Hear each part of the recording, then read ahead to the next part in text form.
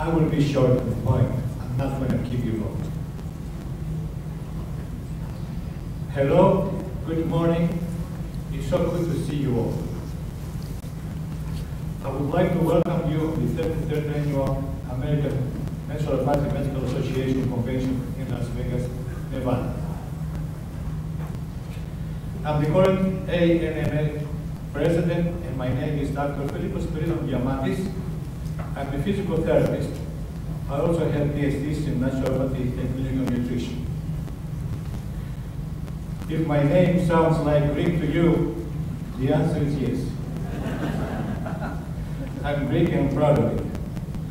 For those of you that have difficulty pronouncing my name, I'm answering to hey you. I'm so happy being here with you today, seeing you already and eager to learn new things. The ANMA convention is a great place to discuss and exchange ideas with colleagues, attend informational lectures, and see the latest new products and equipment. I know you will be smarter going back home, and that's good news for you and your clients. We are the pillars of preventive healthcare, of preventive medicine, if you like. And as such, the saying is, an ounce of prevention is more than a ton of intervention. We keep people healthy and productive. As the popularity of naturopathy has increased, so has the average human life expectancy. I think one has everything to do with the other. You're responsible for that. You're great responsible for the life expectancy. With the support of ANMA, you continue to help others. ANMA will continue to fight for you, for your rights to practice, as well as the client's right to choose naturopathy. Nobody said it would be easy. It is not easy. It's very important that the ANMA continues to grow, and with your help continues to enlist more professionals into the membership. Numbers give a voice to our cause. If you have any beneficial ideas, please be sure to discuss them with me. But you have to be careful not asking too much. At times may be dangerous. My professor in orthopedics in the University of Medical School in Athens, Greece, a very renowned orthopedic doctor, he was one of the first surgeons to do total hip replacement surgery and use the pin or the femoral bone. He was one of the first.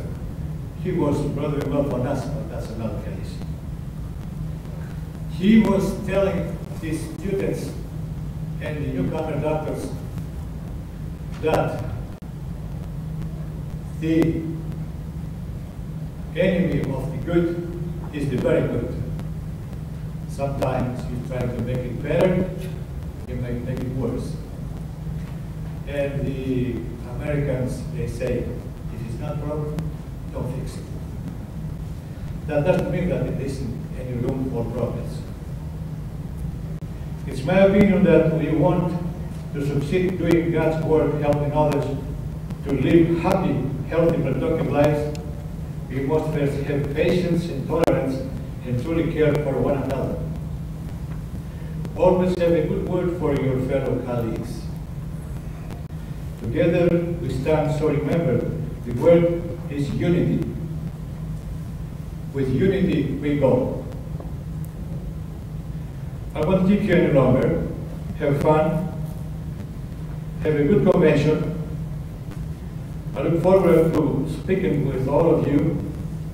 God bless you for all the good work you're doing, and have a safe trip back home.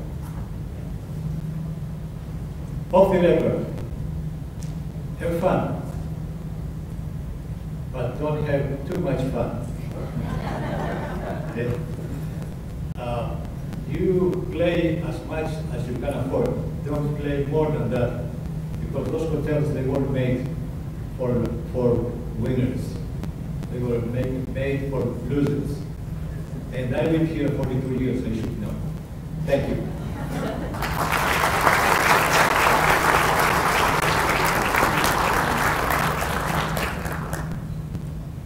And now I have the pleasure to introduce Dr. Paul Janik.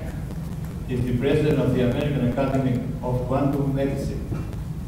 He's a world-renowned authority on how quantum nourishment in living polarity formats nourishes both human and microbial cells. Microbiome. He overcame two incurable and terminal illnesses twice in the life with his discoveries, and has published over 500 scientific and medical papers. His university and hospital-based research in the 1970s and 1980s discovered the unique nutrient needs of the nervous system and microbiome. Today, Dr. Janik put all his research into educational formats to board-certified practitioners via the ANMACD. His welcome talk features some new, exciting news on how recent scientific publications are proving true the foundational principles of naturopathic medicine. Here is Dr. Janik.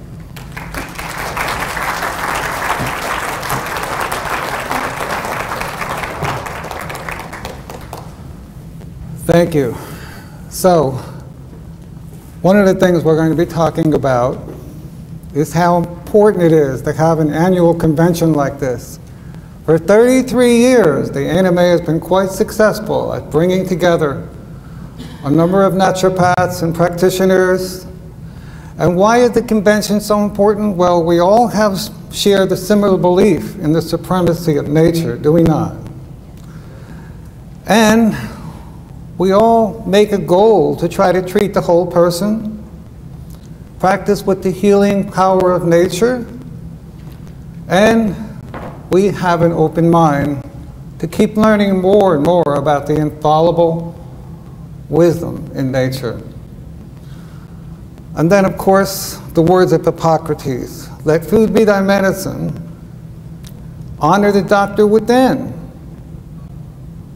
As we recognize, this doctor within us is the greatest healing force. The greatest healing force that we could tap into. The question is can we learn more about nature? Well, that's what I'm going to show you today. Scientists, just in the past year, 2014, have discovered so much about nature. So nothing beats a gathering like this, like-minded gathering to jumpstart our creativity, our thinking, and to advance our profession. And the more we learn, the more we focus on wholeness and the power of nature, we can capitalize on practice building based on exceptional results. Why do we need continuing education? Look at the statistics. Cancer rates. 1 in 15 people died of cancer in 1970. It's almost 1 in 2 now. Some statistics say 1 in 3, but they're leaning more toward 1 in 2 people die of cancer. And as you'll see, cancer is nothing more than inflammation that's completely out of control. Proven scientifically at that. 1 in 4 people today have clusters of diseases caused by nonstop prolonged inflammation with multiple chronic conditions. At the age of 65, 1 in 8 have severe cognitive decline. At the age of 85, it's 1 in 2 people have severe cognitive decline. And of course, you've heard the press about Alzheimer's. But it's all related to inflammation. 23,000 people die annually from superbug infections caused by antibiotics. This is data from the Center for Disease Control published recently. There's massive ecosystem disruption, skyrocketing pollution, and a rapid flow of misinformation on the net, on the internet. But let's take a look at what science is proving true, the basic foundational principles of naturopathic medicine. We learned that we can now modify the microbiome to do virtually anything we want to do in the name of healing. We know that epigenetics is now saying that people are toxic. They carry a toxic burden from their ancestors. Validates the naturopathic need to detoxify our patients, does it not? Epigenetics. And then regenerative biology is now showing us we can nourish the stem cell niche and help people repair damage they do to themselves. That was published in Nature 2014. And the latest science in a recent Scientific American said that herbs are superior to drugs. So you see, the science is coming more and more in the direction of supporting the basic foundational principles of naturopathic medicine. So be prepared to be stimulated and enriched by this new research in these 3 different fields that will put naturopathic medicine in high demand in your community. This new information will have a powerful impact on your clinical decisions and the clinical outcome with your patients. So when we look at nature, we're in awe, are we not? The genius of nature, naturopathic doctors have the ability to thread the needle between human wisdom, which is flawed, and the wisdom of nature. And by restoring the habitat and biodiversity of the microbiome, we can do some powerful things. We can really employ the genius of nature to the fullest level possible. So when we think about this, the root of science is what? What's the root of science according to American Scientist 2009? Understanding nature. I mean, we don't understand gravity, do we? We don't understand how rainbows are formed. But they exist. And without them, without gravity, none of us would be alive. So the point is that if we can reconnect to nature, we stop derailing healing and start employing the genius of nature in our practice. And take an example, celiac disease, gluten sensitivity. Come on, it's nothing more than a gut habitat that is inflamed. That's all it is. It isn't about gluten, it's about inflammation out of control. The habitat for the microbiome is in a bad state of inflammation. How do we turn it off? That's the question. How do we turn it off? Well, that's what you're going to learn for the first time. You're going to learn today based on some of the latest research and scientific publications. So we think nature is the final arbiter of truth, is it not? We realize that we have to stop trying to outthink and outwit nature. That's typically what we do when we subjugate our patients and try to control their symptoms, and we typically don't respect the wisdom within the body, the doctor within the body. And so we have to look at why. Again, why do we need continuing education? What's the reason? Well, look at what leading doctors are saying. Eric Shivian from Harvard University is saying, quote, "There is abundant evidence that human beings are endangering other species, disrupting ecosystems, and ultimately threatening human health," end quote. Dr. John Ioannidis of Stanford University is saying, quote, "People are being hurt and even dying because of false medical claims. The majority of biomedical studies are flat out wrong and riddled with incorrect findings," end quote. Dr. Marcia Engel, who was the past editor of the New England Journal of Medicine, said, quote, "It's simply no longer possible to believe much of the clinical research that's published or to rely on the judgment of trusted physicians or authoritative medical guidelines. I take no pleasure in this conclusion, which I read slowly and reluctantly after 2 decades as editor of the New England Journal of Medicine," end quote. So now we see all these books and publications out really showing that we really need to look more closely at the interface between nature and the body as inner physician, don't we?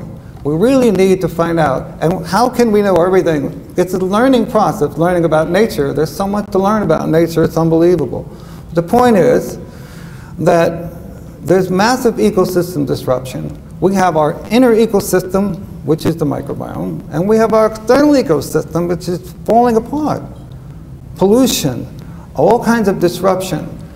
And we have medical treatments that destabilize and cripple the inner physician, disconnect it from the power of nature. So we have to take time to reflect.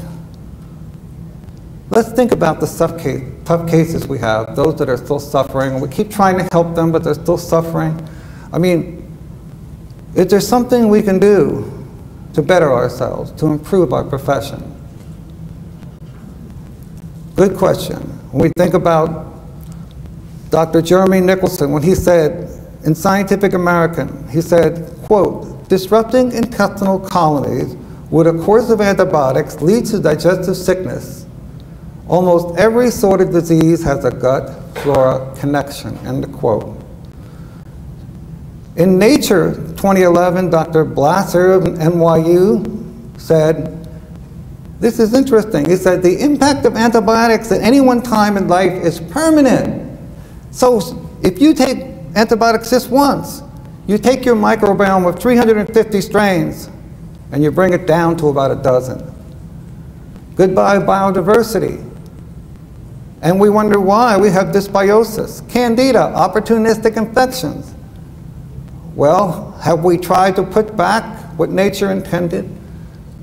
Have we really tried to, not just the probiotics that are out there today, but have we tried to fix the habitat and expand the biodiversity of this microbiome so we can put back the doctor within the body? 90% of the cells are microbes in our body, only 10% humans. It's something to think about, isn't it?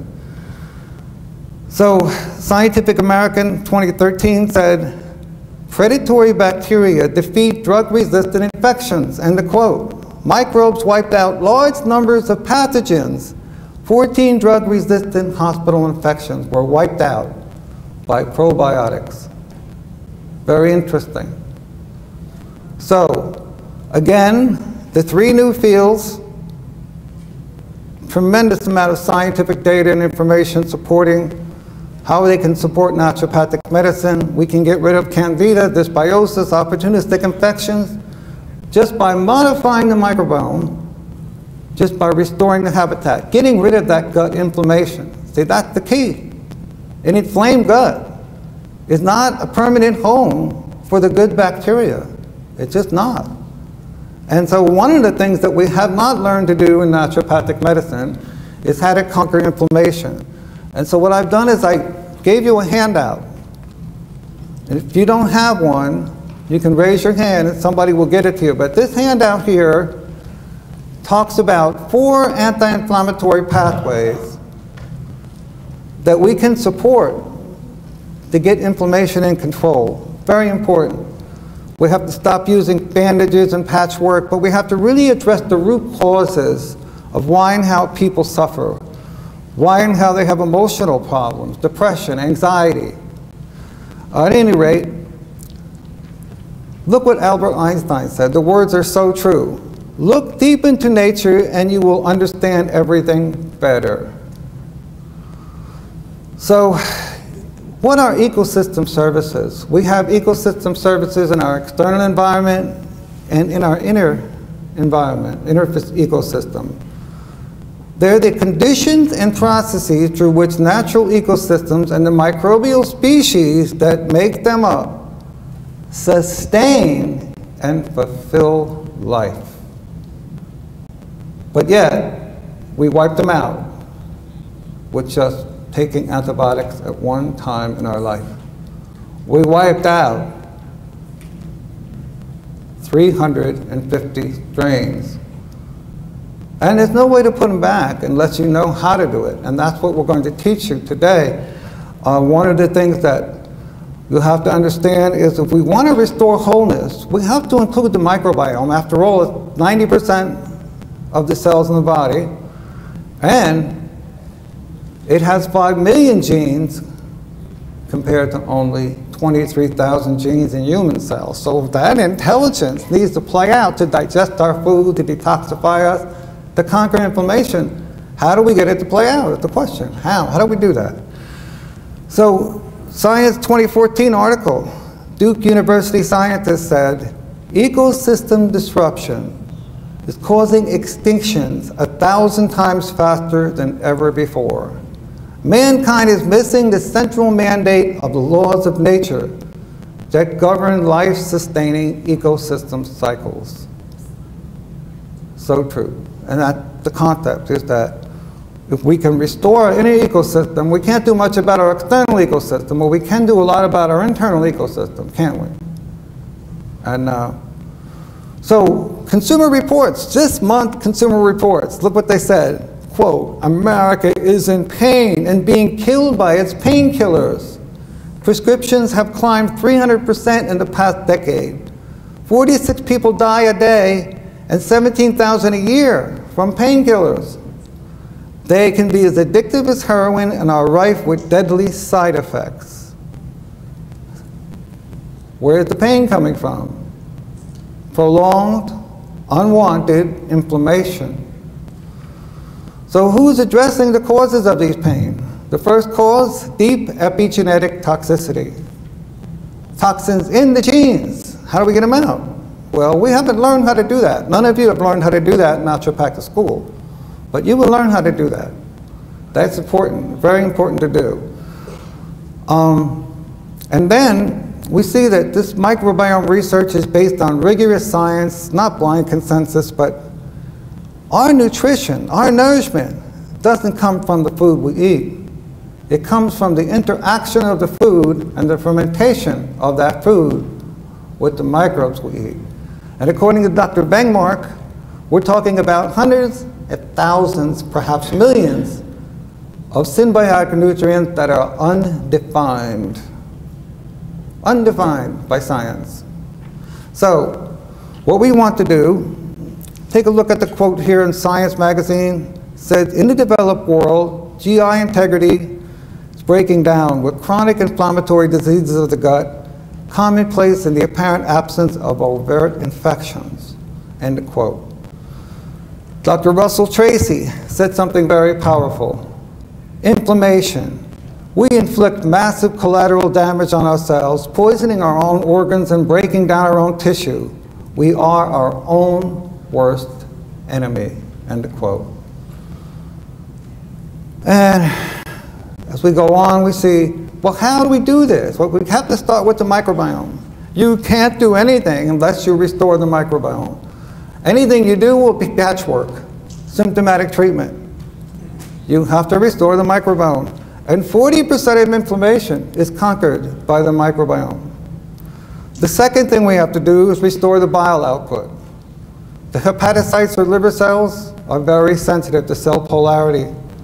Very sensitive. So we have to restore the cell polarity or the bile stops being produced. Yes, we can use herbs to stimulate bile flow, but if the cells in the liver aren't making them because of a cell polarity deficit, the herbs aren't going to do much. And then we have the pathway of sterogenesis. Then the afferent-efferent vagus. Well, you see that each pathway conquers inflammation. Sterogenesis, 20%. Afferent-efferent vagus, 30%. So the point is, if the microbiome is not diverse and symbiotic, sterogenesis crashes out. And what do? Hormone replacement therapy? Come on, people! We have to restore sterogenesis. How the body makes steroid hormones from cholesterol. That's what we have to do. Not the patchwork of giving people this hormone or that hormone. If the bile output is low, scientific studies have shown we need bile in the sterogenesis process. Without bile, we can't break down the hormones. And so corticosterone, one of the chief hormones, anti-stress hormones, what's what it does? it balances estrogen and progesterone. And it balances estrogen and testosterone in the male. That was published in a medical study. So, you see, I'm looking at going to the root cause, getting back to nature, and strengthening the power within. That healing force that Hippocrates said is the greatest healing force. That's what we need to focus on, isn't it? So, the gut-brain axis. We see a lot of people with depression, anxiety. We see a lot of people with all types of mental, emotional problems. So the question is, do we know about this research, the gut-brain axis? Do we know that dozens of scientific studies have showed that the condition of the gut and the microbes within them can cause all kinds of problems, including Alzheimer's, including the loss of the cognitive decline as we get older. Now, I don't know where I put my keys, I'm losing my memory. Hey, it's all related to the gut-brain axis. And look what this doctor said at Arizona State University. She said, microbes manipulate behavior and mood through altering the neural signals in the vagus nerve. They change taste receptors, produce toxins that make us feel bad, and release chemical wars that make us feel good, she said. So what's the primary goal? Restore the cell polarity. Every cell is like a battery, positive, negative. We have to restore that if we want to restore wholeness. We have to provide nourishment for the habitat and the stem cell niche, which I'll be talking about a little later. And we have to aim our nourishment not just at the human body with milligram dose supplements. We have to aim our nourishment at microbial cells as well as human cells, and realize that the nourishment the microbial cells produce is far superior than anything we can give a patient in a dietary supplement. That's a bold statement, but it's true. When you learn how to restore the microbiome to 350 strains, you will see what I'm talking about. The stem cell niche gets nourished, people start repairing damage that they never knew they could repair. It's just, well, this is the brilliance of nature. This is the wisdom in nature, isn't it not?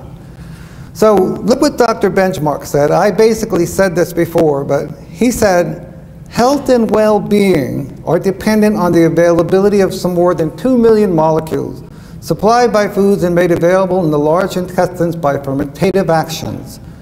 Dramatically reduced in modern society, modern man has reduced this to a few dozen. Furthermore, many important molecules in food are destroyed by modern methods to store and prepare the food. So we really want to broaden our perspective of what nourishment is. As naturopaths, our goal is food is thy medicine. We want to nourish our patients, strengthen them, fortify them, but we have to aim the nourishment also at the microbial cells, which are far more intelligent than human cells. And as you'll see, this study in PLOS One, just recently, PLOS One 2013, it said, microbes hunt, attack, and destroy pathogens. Then the doctor from University of Cambridge said, nature has crafted a potent means of controlling immune responses, a powerful therapeutic ally against a wide range of medical disorders. Do you know that 75% or more of the immune system is the microbiome? Well, it's no wonder so many people have superbug infections, or they can't get rid of Lyme disease. Lyme disease, the microbiome can conquer within 7 days. We don't need antibiotics, we need the microbiome. The studies and research are showing there's tremendous power within the microbiome system if it's linked and supportive of the innate immune system. So, again, the fact that we need to think more about, look at this research. The microbiome is anti-infective. It's the root of malnutrition. The microbiome is the interface of health and disease. it can give us the superorganism potential. And Nobel laureate Dr. Joshua Lederberg was the one that came up with the term superorganism potential based on the microbiome restoration. So a fuller and more diverse microbial community has been scientifically linked to a healthier outcome. So let's think about these questions for a moment. Why and how can we expand the biodiversity and maximize the anti-infective powers of the microbiome? What types of nourishment and water can expand a few dozen strains to 350 strains? You see, water is the key. Water is the central mandate because water, 2/3 of the microbial cells in human cells are water. And in the brain, it's more like 90% of the neurons are water. So if we shower and bathe with chlorinated water, what can we expect? It's equal to drinking the water, to breathe the steam, and I mean, this is what I'm talking about. We want the power of nature, but then we have to analyze what's going on around us that's diffusing or diminishing that power of nature. So we all have a superorganism potential. The microbiome detoxifies us better than anything we can do, better than any supplement we can use to detox. The microbiome is far better. That was published in Science 2006. It improves bioproduction and the excretion of toxins. And Dr. Lita Prockler, who's the head of the microbiome project, she said, the microbiome is habitat dependent. Humans don't have all the enzymes we need to digest our own food, she says. Microbes in the gut break down many proteins, lipids, carbohydrates into nutrients. The microbes produce beneficial compounds like vitamins and anti-inflammatories that a human genome cannot produce, end of quote. Dr. Lita Prockler, who's in charge of the Human Microbiome Project now for the past decade. So if we raise biodiversity, we raise the intelligence of the microbiome, we elevate our nourishment hundreds of thousands of times. When the habitat's restored, they provide us with a gold mine of nutrients. So basically what I'm saying is the microbiome research has redefined nutrition. Things we learned in school, redefined completely. The microbiome nutrient deficits cause autoimmune disease, cancer, obesity. Look at the research citations. The top 3 causes of death have been linked to nutritional deficiencies. In a recent publication, Immunity 2014, we see mining the human gut microbiota for effector strains that shape the immune system. Excellent study.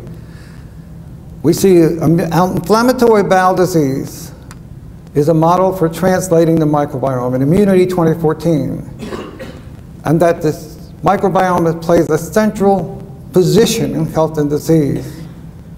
So we see that so many things that we're faced with, Lyme disease, superbug infections, Epstein-Barr, cytomegalovirus, hey, all this viral replication is nothing but a weak microbiome.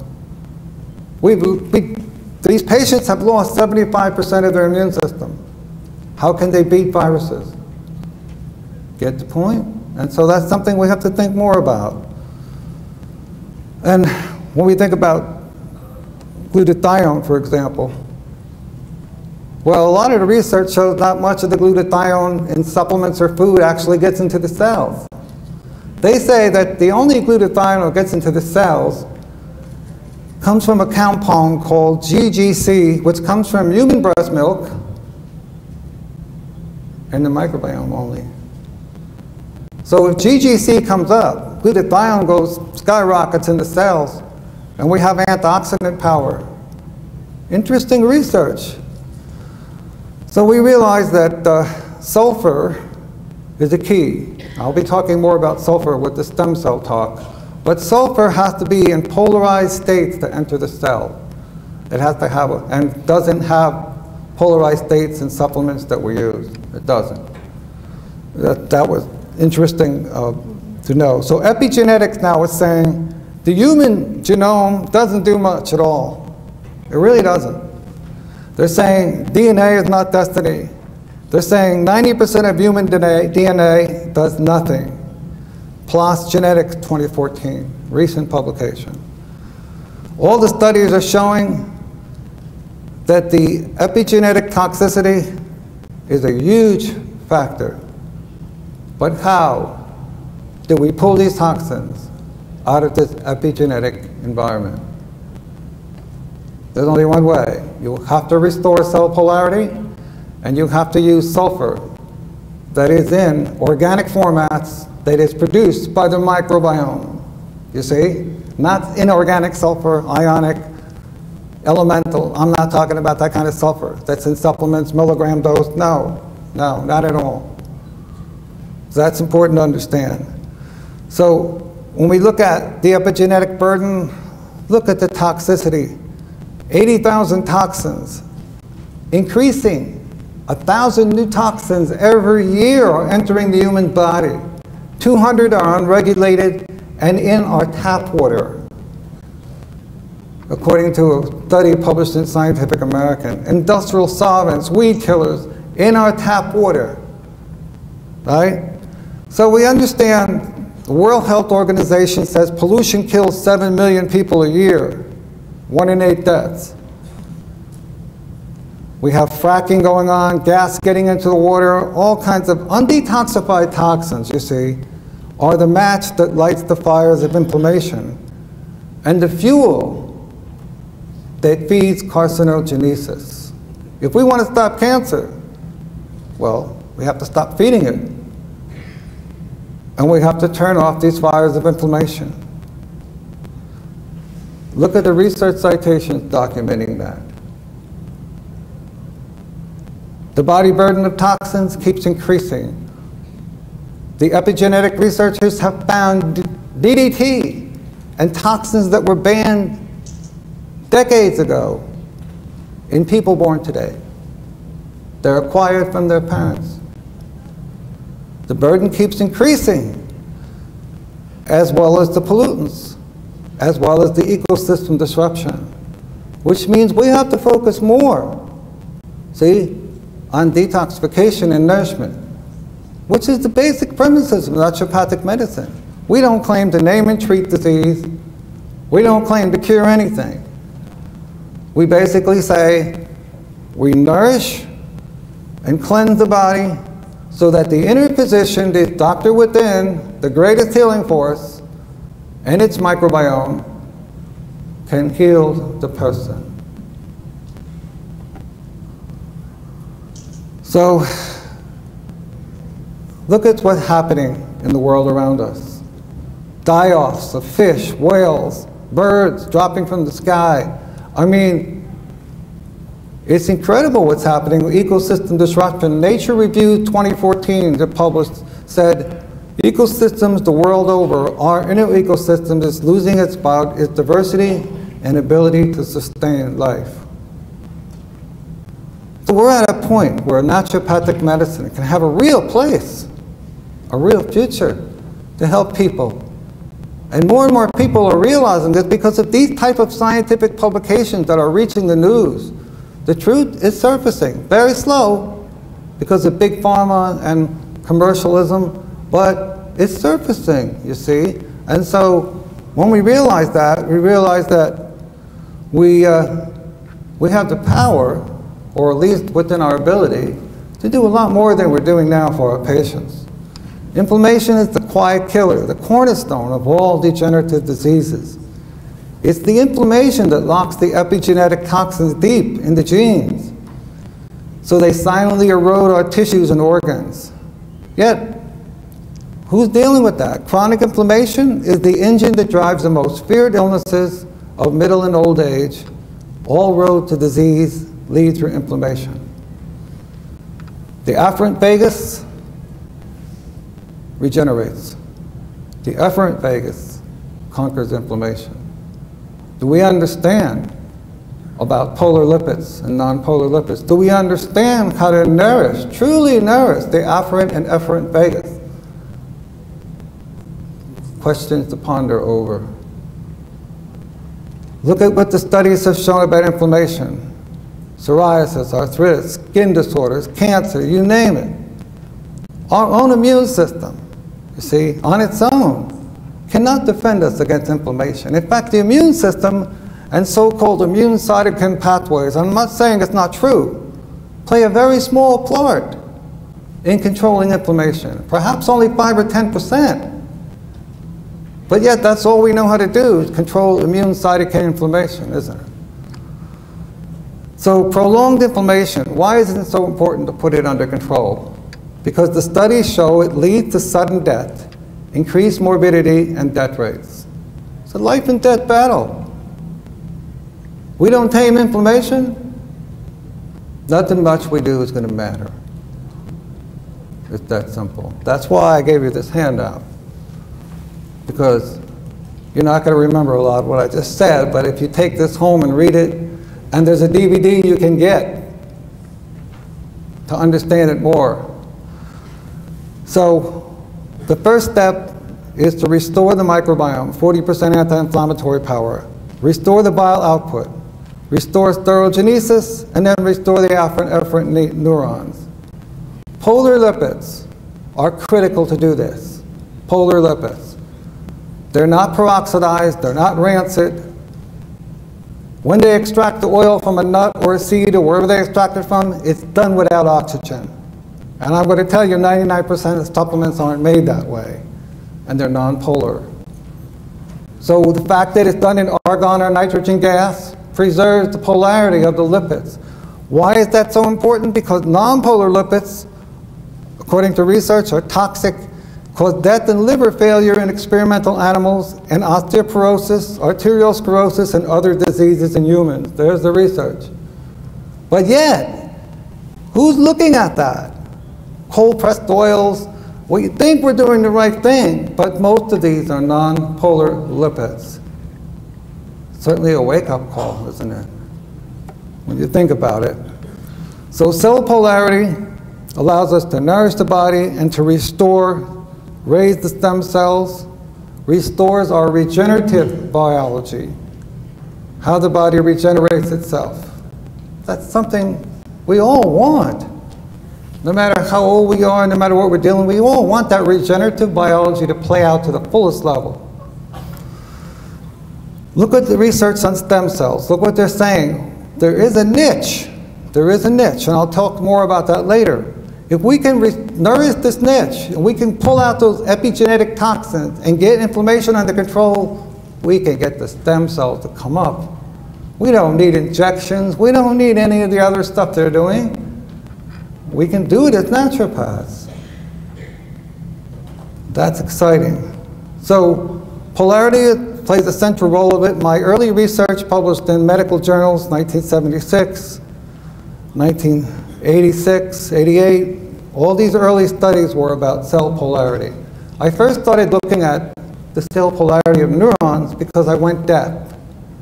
I went deaf at a young age from cortisone, growing up on cortisone.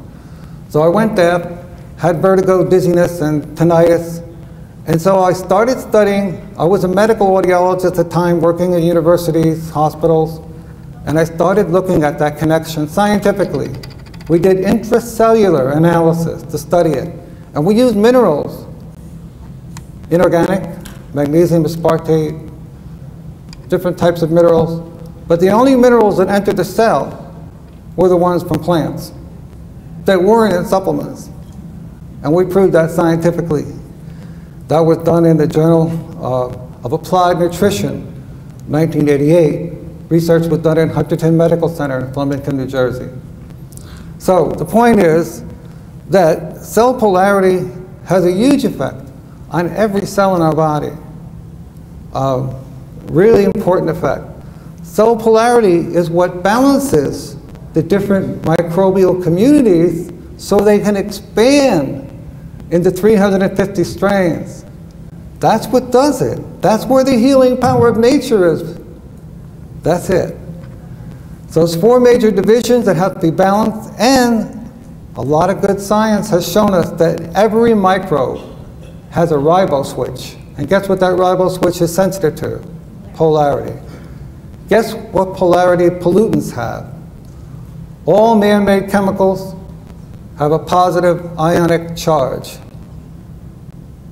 They're called PIPs, positive ionic poisons. They turn off the ribo switches of our microbes. So you see, again, why naturopathic medicine focuses on detox, on nourishment. So important, so important. We think about some of the other research I've done, but you know me, quantum medicine, published over 500 different studies on cell polarity. But the concept is, Scientific American said, a drop in cell polarity occurs because humans are overpowering nature. We're living in the area of the greatest extinction rates in recorded history. So that's why, that's something when we don't think about toxins, we don't think about, well, what polarity do they have? How are they affecting the cells? How are they affecting the bioproduction? How are they affecting our microbiome? We have to ask those questions, do we not? Very important. Regenerative biology, then, is dependent on electrical signals. In the quantum domain, biophotons, this quantum domain of life, you see this, the electrical signals, who can explain how DNA, chemically, can hold libraries of information? No one. But the physicists are telling us, the quantum physicists are saying, it's biophotons. It's light energy that holds that information. So where did that come from? From our genes, from our cells, you see? The brilliance of creation, the brilliance of nature. So a lot of things we haven't been taught in school, but we really have to brush up and start expanding our knowledge about. The science is there.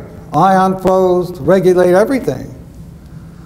So if we think that we don't need to learn more, listen to the words of neuroscientist Dr. Henry Markram. He's the head editor of Frontiers in Neuroscience. He says, quote, "There's not a single neurological disease today in which anybody knows what is malfunctioning. This is a shocking, primitive time of medicine," end of quote. So we really have to look at the unity between cells, how cells interact, communicate. We have to look at upgrading the microbiome and improving its ability to nourish and sustain us, you see, and give us compounds that we as humans can't produce on our own. It's important. So that's the end of my presentation. And the next presentation, we'll talk about stem cells, because that's the next, if you look at your schedule, that's the next presentation. As we look at the stem cells, we realize that within our body, as Hippocrates said, is the greatest source of healing. And a huge part of that source of healing has to do with stem cells. Well, how do we nourish them? How do we nourish their niche? How do we get them to repair the damage that we do? Remember what this quote said, we are our own worst enemy. So how do we deal with the damage that we do to ourselves on a daily basis and that our environment is doing to us? How do we deal with that? Well, let's look at that. I published on stem cells in the Townsend Letter for Doctors, November 2011, and recently in June 2014. And basically, what I said was that stem cells requires a nourished environment within the tissue. And extracellular matrix plays a role in that, but mainly, where does the nourishment come from? From symbiotic nutrients fermented by the microbiome. That's where it comes from. All the more reason to think about expanding the microbiome into 350 strains, not just giving people probiotics. They help. All probiotics help. But expanding the microbiome diversity and sustainability. If we can improve biodiversity and the sustainability of the microbiome, there's nothing, there's no patient we cannot help. So These cells have a plasticity, an ability to become pluripotent cells, any kind of cells, but they need the right nourishment.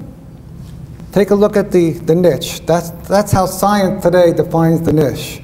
Extracellular matrix fiber, proteoglycan chain, the niche cells, okay? So we see all this research published in 2014 recently showing that there is a niche, and if we nourish it, we can raise stem cells.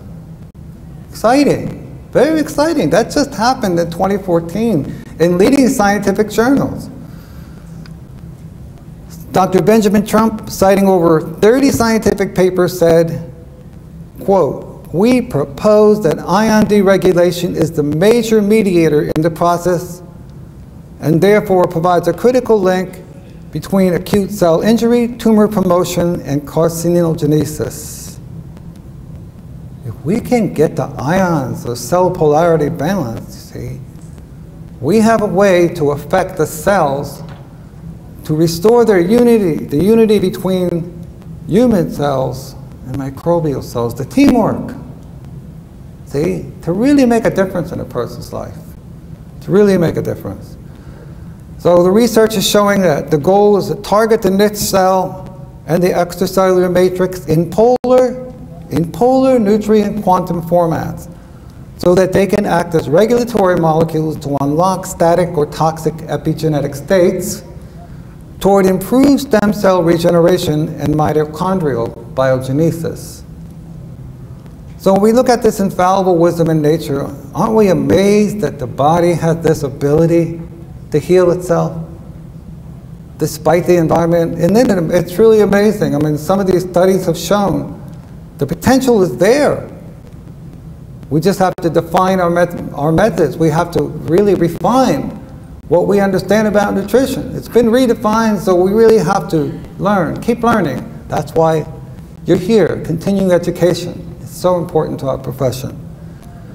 So again, sulfur is the key. Pollution is depleting sulfur in the soil and the foods. Most of the sulfur in foods is depleted or worthless, and sulfur has a short shelf life, extremely short. Why? It oxidizes. It loses its polarity very quickly. You pick something from the plant and eat it, you got it. If it's in the soil, you got the sulfur. If it's not in the soil, you don't get what you need. So the question is, how do we do that? How do we nourish these pathways? Sulfur has to be in polarized states for it to work. So what's depleting the sulfur in the stem cell niche? Well, look at this: chlorine, fluoride, colloidal silver, synthetic chemicals with a positive ionic charge, mercury and nickel, cobalt. That's what's depleting sulfur. Studies show that sulfur binds mercury and protects us against cancer. That's what the studies show. In the Townsend letter, 1999, we're going back, what, 15 years? I said, a poor metabolic reserve in sulfur metabolism is common in many treatment-resistant syndromes. So I've been looking at this for decades, as well as looking at the microbiome for decades.